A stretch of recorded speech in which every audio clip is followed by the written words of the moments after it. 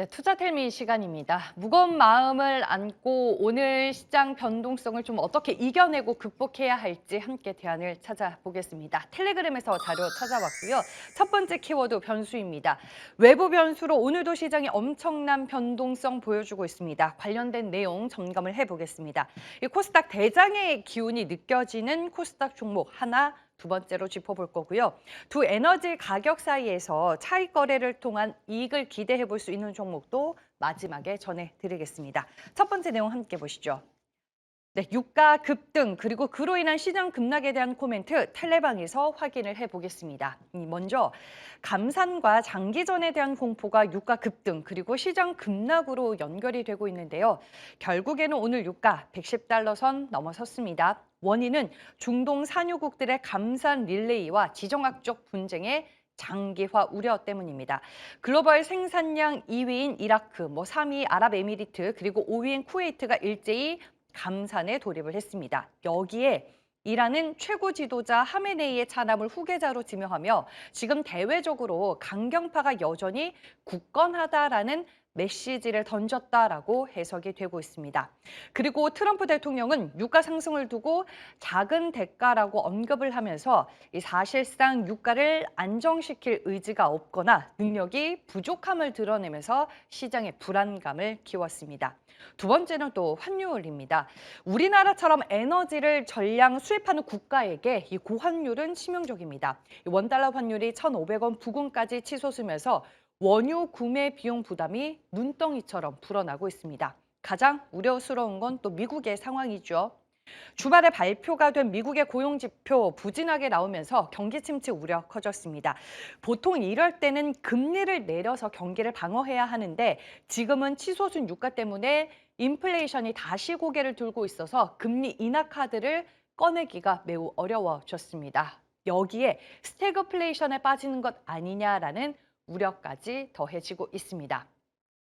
섹터로 봤을 때는 AI와 반도체도 지금 타격을 받고 있는데 AI 산업은 본질적으로 전력을 엄청나게 소비하는 산업이죠.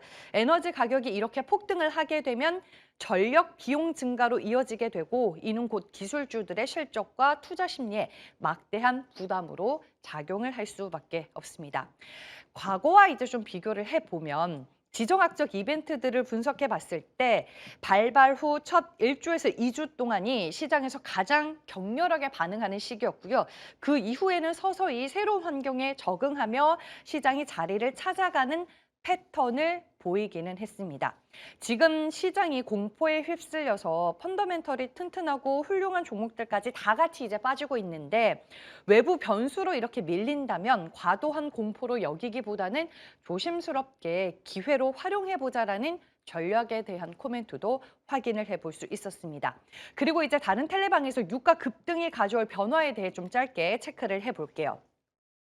이 고유가가 장기화되면 전력을 이제 막대하게 쓰는 AI 데이터 센터와 빅테크 기업들의 영업이익률에도 강한 압박이 들어올 수밖에 없습니다. 앞서 말씀드렸다시피 데이터 센터 가동을 위해서는 이제 많은 에너지가 필요하고 지금 직접 가스 발전소까지 짓는 상황이죠. 천연가스 발전 비용과 전력비가 이제 동반 급등을 하면 운영비에 이중 타격을 받을 수밖에 없게 됩니다. 그래서 전력비 급등이 AI 투자의 총량을 줄이지는 않겠지만 투자의 방향성을 바꿀 수도 있다라는 코멘트를 다른 텔레방에서 확인해 볼 수 있었습니다. WTI 선물 가격 같이 보도록 할게요. 네, 오늘 20% 넘는 급등세 연출이 되고 있습니다. 지금 장중 고점보다는 살짝 내려온 구간이기는 합니다. 지금 배럴당 113달러 선에서 거래가 되고 있는 상황이고요. 밑에 보시는 이제 그래프가 오늘 3월 9일자 흐름인데 이미 갭상승으로 시작을 한 상황에서 장중 내내 고점 부근에서 움직임을 이어가면서 시장에 상당히 부담으로 작용을 하고 있다는 점 다시 한번 전해드리겠습니다.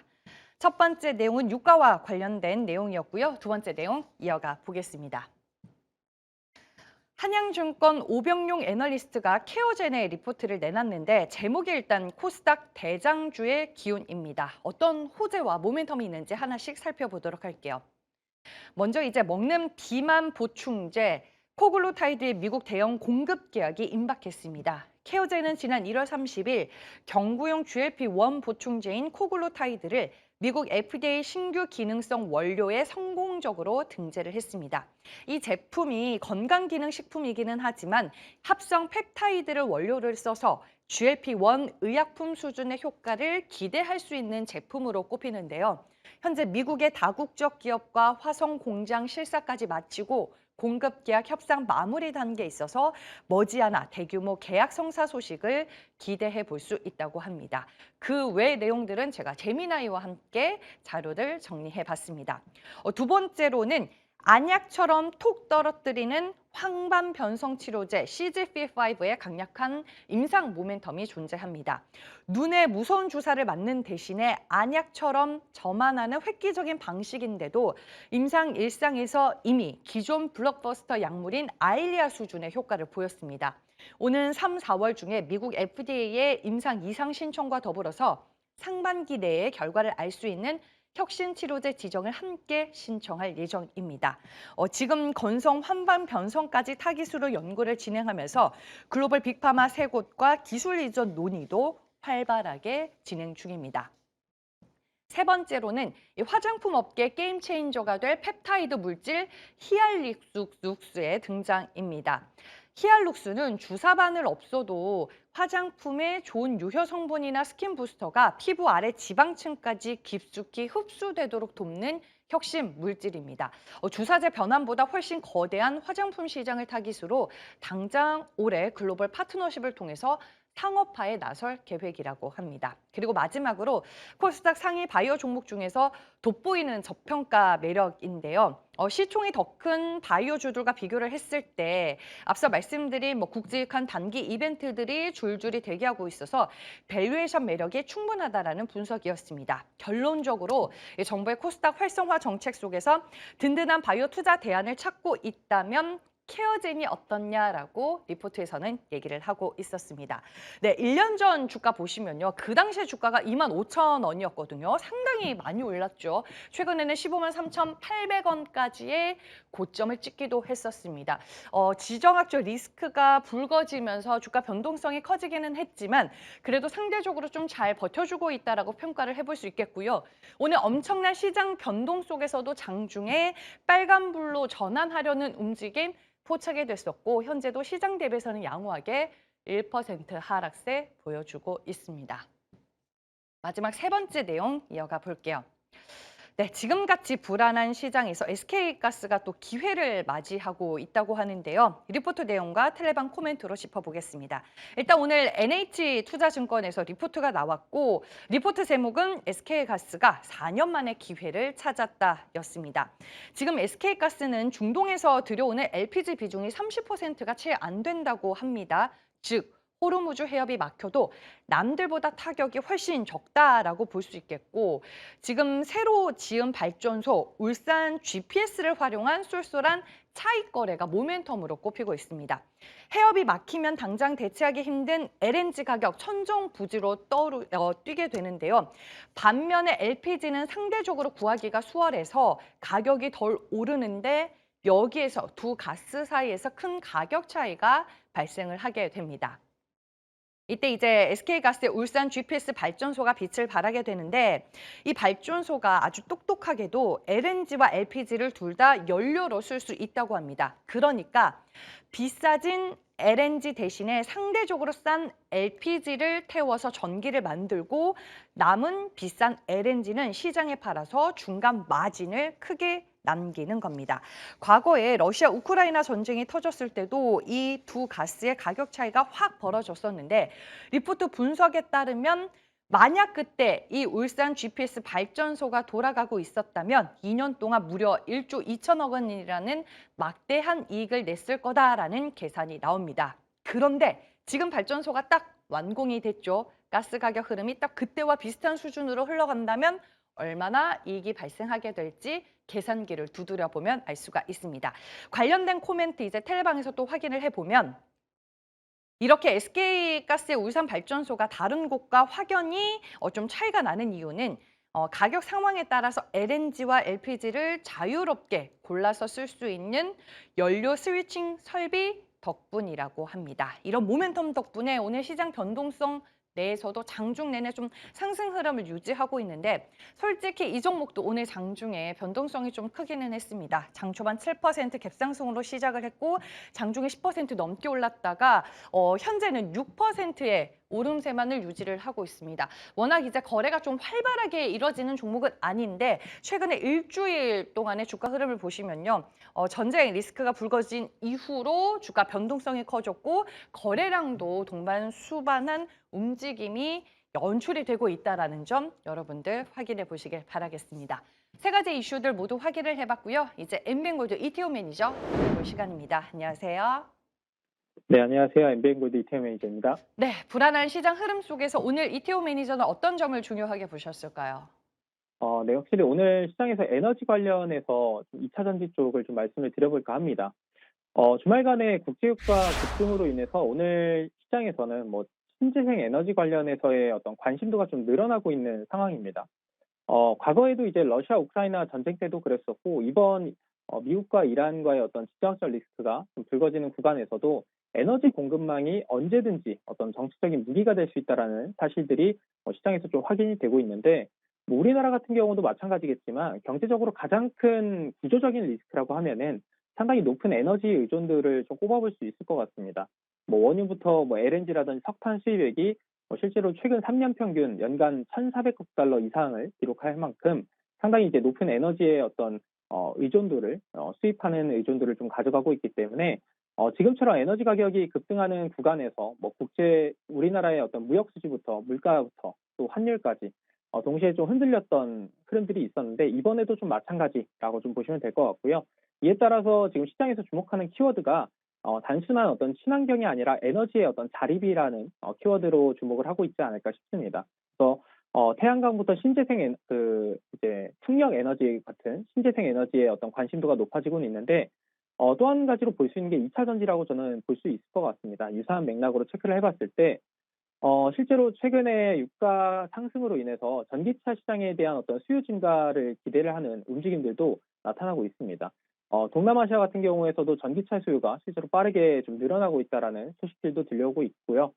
이에 따라서 국내 관련 종목군들의 움직임 자체도 오늘 시장에서의 강한 상승보다는 좀 하방 자체는 좀 유지가 되고 있는 그 흐름이 좀 특징적이라고 볼 수 있을 것 같습니다. 또 한 가지가 이제 유럽에서도 2차 전지를 좀 바라볼 수 있는 포인트가 있는 게 2028년에 이 CO2 배출량 규제에 대한 3년치 적용 유예가 마무리가 됩니다. 그러면서 올해부터 전기차 생산이 본격적으로 가속화가 되고 있고요. 또 하나가 유럽 내에서의 이 IAE, 유럽판 IRA 법안이죠. 이 부분에 따르면은 배터리를 유럽 내에서 좀 생산할 수 있도록 하는 그 의무적인 법안들이 만들어지고 있기 때문에 앞으로 어떤 이 에너지에 대한 관심도가 좀 다른 쪽으로 높아짐에 따라서 2차 전지에 대한 구조적인 성장을 좀 기대해 볼 수 있다는 측면에서 오늘 한번 관련 이슈를 좀 꼽아봤습니다. 네, 유가 급등으로 인해서 대체 에너지가 또 시장 안에서 큰 관심을 받을 수 있다라고 스토리를 말씀해 주셨습니다. 어떤 종목을 관심 있게 볼까요?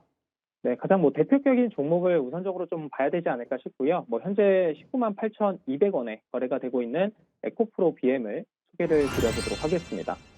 일단 에코프로 BM은 하이니켈 양극재 분야에서는 전 세계에서는 가장 상위권 업체 중에 하나라고 좀 볼 수 있을 것 같고요. 앞서 말씀드렸던 것처럼 유럽에서는 앞으로 이 유럽 내에서 배터리 생산 의무화를 추진을 하게 되는데 배터리 소재의 60% 이상을 유럽에서 조달할 수 있도록 정책을 추진을 또 하고 있는 상황입니다. 근데 에코프로 BM 같은 경우는 이미 헝가리 공장을 현지 생산 전략을 준비를 해놓은 상태이기 때문에 이런 어떤 정책적인 수혜에 충분히 이제 대안이 될 수 있는 기업이라고 보시면 될 것 같고요. 뿐만 아니라 전고체 배터리 소재부터 LFP 양극재와 같은 이런 차세대 배터리 소재도 개발을 함께 진행하고 있다는 것도 향후에 높은 어떤 성장 동력이 될 수 있다는 거를 눈여겨 보시면 될 것 같습니다. 무엇보다 이제 전기차뿐만 아니라 가장 큰 성장축으로 고려해 볼 수 있는 게 이제 ESS 시장에 대한 부분이죠. AI 데이터 센터가 늘어나면서 전력 수요가 여전히 폭발적으로 증가를 하고 있는 상황인데 이 전력을 안정적으로 관리하기 위해서 ESS 투자가 북미 지역 중심으로 급증을 하고 있는 상황입니다. 그래서 전기차뿐만 아니라 전력 인프라 산업으로도 어떤 확대가 기대가 되고 있기 때문에 그중에서 가장 수혜를 좀 받을 수 있는 기업인 배터리 소재, 양극재 대표 기업인 에코프로비엠을 한번 주목해 보시면 좋을 것 같고요. 1차적으로 목표가 21만 7천 원, 손절라인 15만 원 제시를 드리도록 하겠습니다. 네. 오늘 뭐 상당히 어려운 시장이기는 한데 그래도 2월 24일에 소개해 주셨던 알지노믹스가 상당히 잘 버텨내고 있습니다. 오늘 2차 목표 주가까지 달성을 하게 됐는데 리뷰 부탁드릴 거고요. 그리고 이태호 매니저 만날 수 있는 방법도 마지막에 알려주시죠.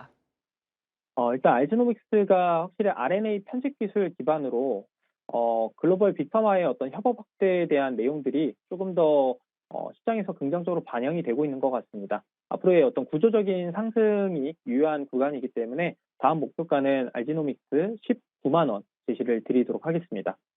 오늘 온라인 공개 방송은 저녁 10시 30분에 준비되어 있습니다. 지금 시장이 흔들린다 하더라도 지난주처럼 이렇게 시장이 흔들린 이후에 강한 반등이 나와줄 수 있는 구간은 분명히 발생할 수 있는데 그 구간에서 가장 큰 수혜가 기대되는 업종과 종목 중심으로 오늘 소개를 드릴 예정이니까 온라인 공개 방송 10시 30분에 이제 유튜브에 이태호 검색하셔서 입장하시면은 좋은 내용 받아가실 수 있으니까 많은 참여 부탁드리도록 하겠습니다.